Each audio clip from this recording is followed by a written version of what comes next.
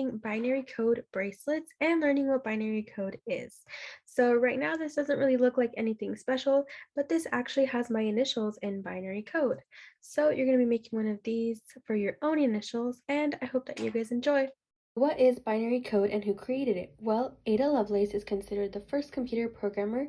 She realized that computers can follow a series of simple instructions, also known as a program, where computer language is based on binary code. So binary numbers only use two characters, on and off, 1 and 0, as you can see here, and these are also referred to as bits.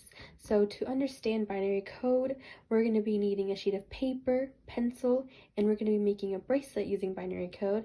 So you're going to need string or elastic and 3 different colored or just types of beads, and you're probably also going to need scissors.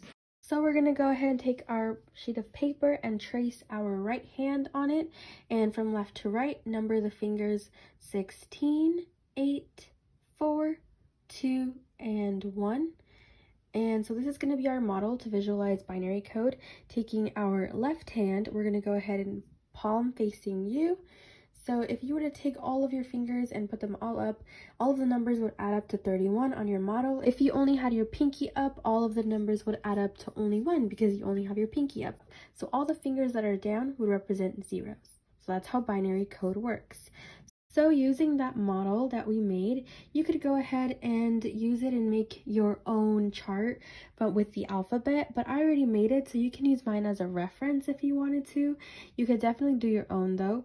But I'm going to go ahead and start making our bracelet now. So you're going to need string, like I said, or elastic, and your 3 different colored or different types of beads. So one of the beads is going to be the zeros. The other bead is going to be the ones, and your third set of beads is going to be what's going to divide your initials. So my initials are B and C, so as you can see, I lined up my beads with the zeros and ones.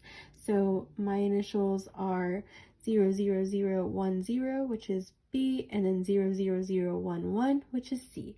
So taking your first bead, that's going to be the divider of your initials, just put the string in through the bead, out, and then loop it into the loop that you created when you did that, and you should be able to tighten that up and it should stay in place.